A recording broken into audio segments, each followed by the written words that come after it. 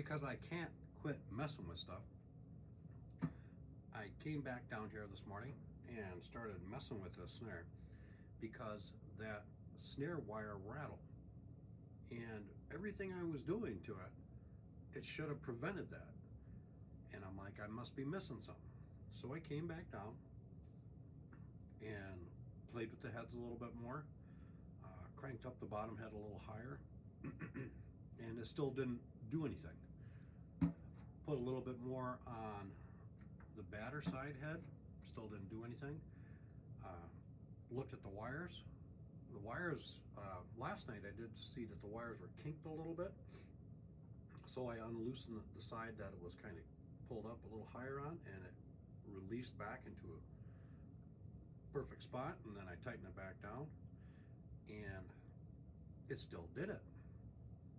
I'm like, well, what the hell? You know, what's going on?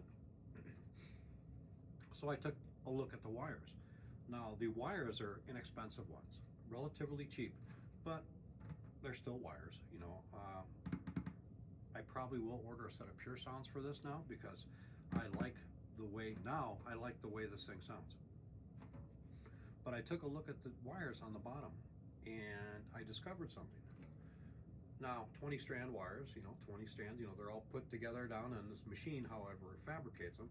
Wires are laid flat, the two pieces are put on the end, and they're soldered by machine or hand, however they're done. Well,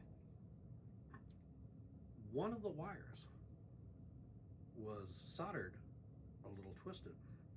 And so, you know how the wires, you look at them like this, well, it was kicked off to the one side, and it was lifting just that side of the wires just a little bit, which instead of laying flat on the head, it was, well, majority of the wires were flat, but that side was kicked up, and it was just kind of on off a little bit, and it was enough to cause the rattle. So I fixed it. Now she sounds pretty good, and I just wanted to put this little video out there just to show you that it sounds pretty good, and what it does sound with extra dampening on it, and it's pretty cool. If you remember, I don't know if that part was in the video or not, but I did take off the built-in dampener from the snare that I was going to use on this. I opted not to put it on, but I think I'm going to give it a coat of black paint, pop another hole in there, and mount it on there, just so it'll make it a lot thuddier. And I do have some other work going on down here. The gong drum that I made out of that screwed up bass drum, it's only got the one leg on it, and I use it, you know, I hook it into a mount with the tom mount, and then it has a leg to help support it. Well, instead of using all the mounts and all that kind of crap to mount it to a cymbal stand, I'm just going to opt and put two more bass drum legs on it, or floor tom legs on it, just to hold it up, so it's a standalone, and I ain't got to worry about all that stuff. But let me show you what I found out with this and how she sounds now. I think you'll be quite surprised.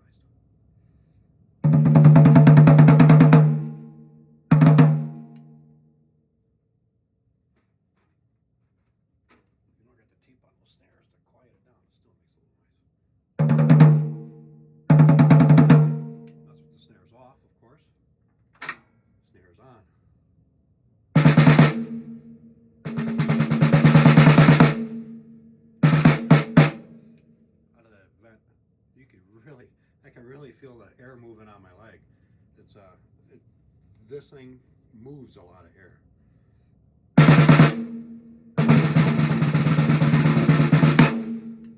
right, where's my dampening?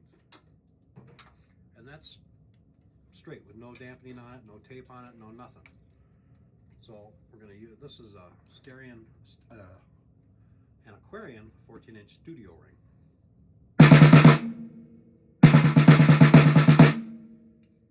Pretty good.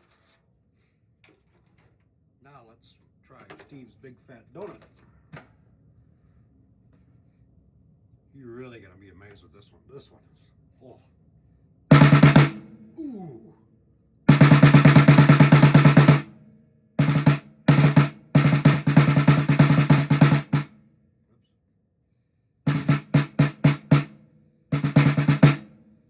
Man, that thing sounds good.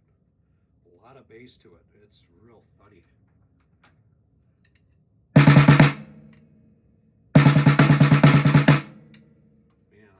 that is. I was really happy. Out of all the projects and crap I made, the gong drum has so far been my favorite, just because it's it sounds like a slab of beef hitting the ground, dropped from like 30 feet in the air. It's like, it is crazy. However, unfortunately, as I've seen in my videos, I've used it or actually played it a couple times in some of my videos, and you really can't hear it because it's so deep, and for some reason the camera just doesn't pick it up too well, or the microphone on the camera. But she sounds really good, and I do have, maybe I'll make something underneath just to be able to send some of the vibrations back up, maybe give it a little bit more tone. But I am really very happy now with this snare drum. Little ringy still, but given its size and the thinness of the shell, it's to be expected, I guess.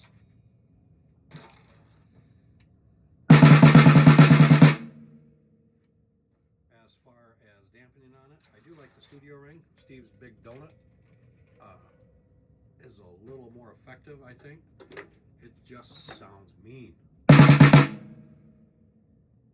It's a heavy, heavy snare sound, and I'm really tickled to get that built-in dampener mounted on there. I gotta, where the hell are we? Right there, right there. That's gotta be facing out. So the dampener, probably put it right there. Yeah, put it right there, I guess. I gotta think of what to label that as a dampener, military-wise. What do they call it? Blast reduction, blast reducer. I don't know, but it should be pretty cool.